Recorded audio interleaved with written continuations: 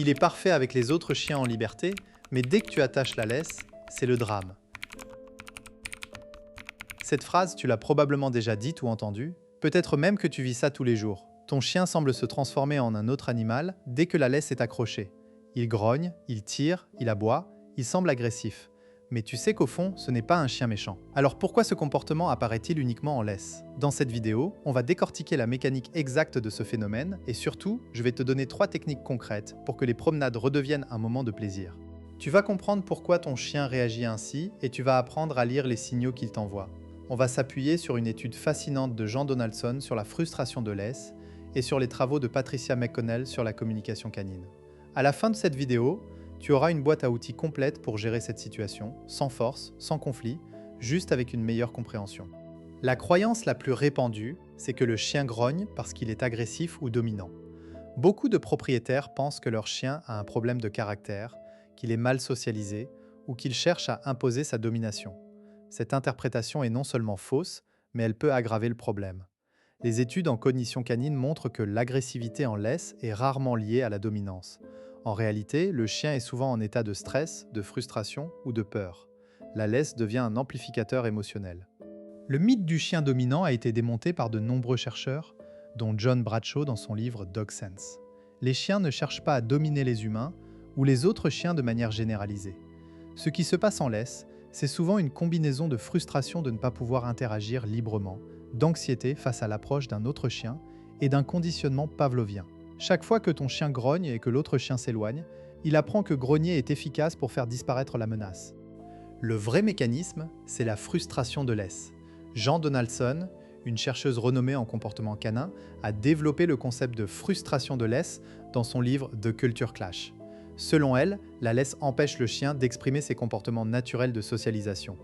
Quand un chien voit un congénère, son premier réflexe est souvent d'aller le rejoindre pour renifler, jouer ou simplement communiquer. La laisse l'en empêche. Cette frustration s'accumule et se transforme en excitation négative. Imagine que tu es dans une soirée et tu vois un ami de l'autre côté de la pièce. Tu veux aller le saluer, mais quelqu'un te retient par le bras. Plus tu tires, plus on te retient. Tu commences à t'énerver, à gesticuler, peut-être même à crier. Ton chien vit exactement ça. La laisse crée une tension physique et émotionnelle. En plus, le chien apprend très vite que grogner fait souvent reculer l'autre chien ou le propriétaire tire sur la laisse pour l'éloigner. Ce renforcement négatif consolide le comportement.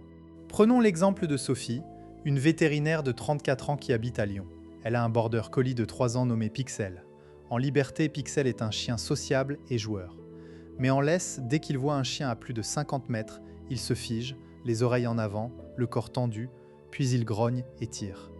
Sophie a tout essayé, les ordres fermes, les friandises, les changements de direction. Rien ne marchait.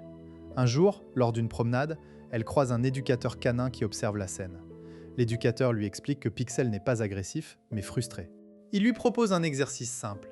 Dès que Pixel voit un chien, au lieu de tirer sur la laisse ou de donner un ordre, Sophie doit s'arrêter, se mettre devant Pixel pour bloquer sa vue et attendre que Pixel se calme. Ensuite, elle lui donne une friandise et continue. Sophie est sceptique, mais elle essaie. La première fois, Pixel grogne encore, mais elle persévère. Au bout de 3 jours, Pixel commence à la regarder lorsqu'il voit un chien, au lieu de se focaliser sur l'autre chien. Au bout d'une semaine, les grognements diminuent. Sophie a découvert que le problème n'était pas le chien, mais la gestion de la frustration. Elle a appris à lire les signaux de stress chez Pixel, les oreilles en arrière, les bâillements, le fait de se lécher les babines. Maintenant, elle peut anticiper et désamorcer avant que le grognement ne sorte. Pour décoder le comportement de ton chien, observe ces signaux. Le corps se raidit, la queue se lève ou se met entre les pattes, les oreilles sont en avant ou en arrière, les yeux deviennent ronds avec le blanc apparent, signe de stress. Le chien peut aussi bâiller, se lécher les babines ou tourner la tête. Ce sont des signaux d'apaisement. Si tu les vois, ton chien est en train de te dire qu'il est mal à l'aise.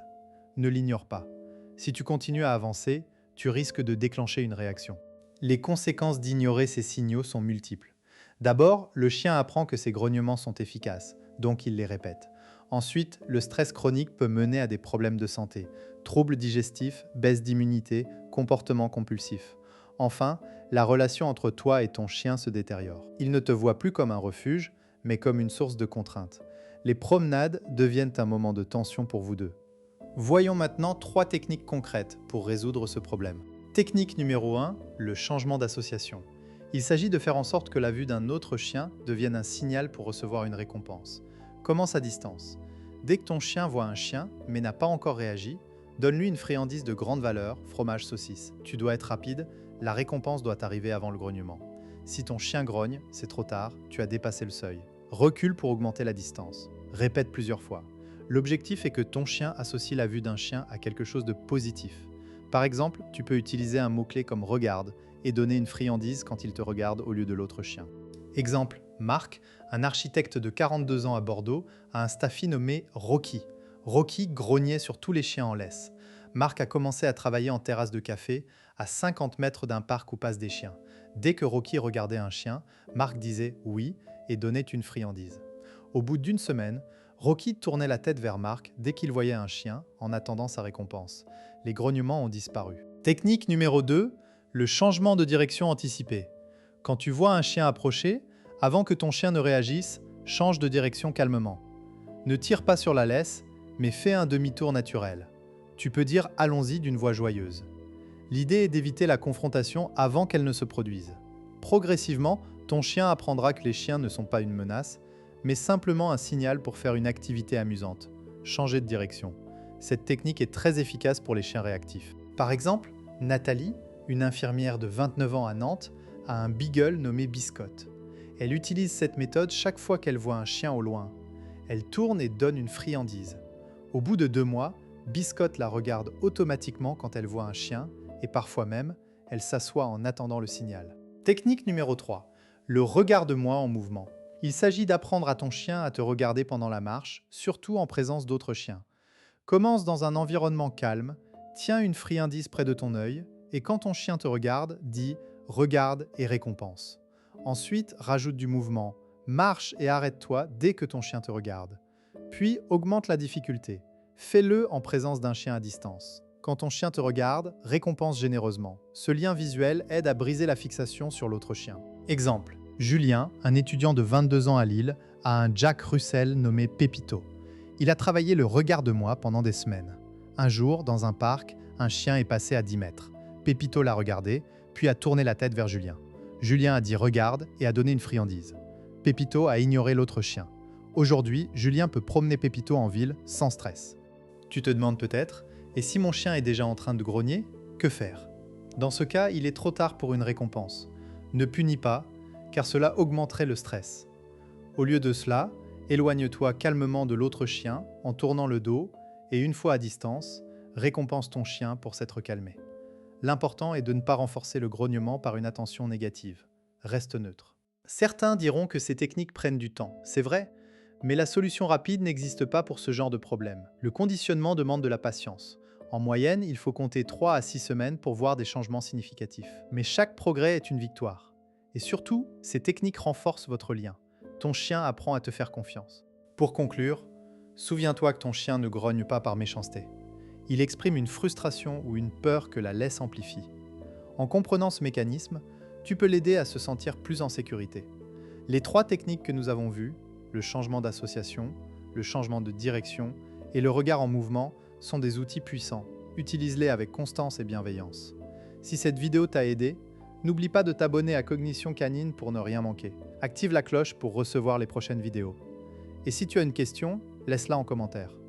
On se retrouve la semaine prochaine pour un nouveau décryptage du comportement canin.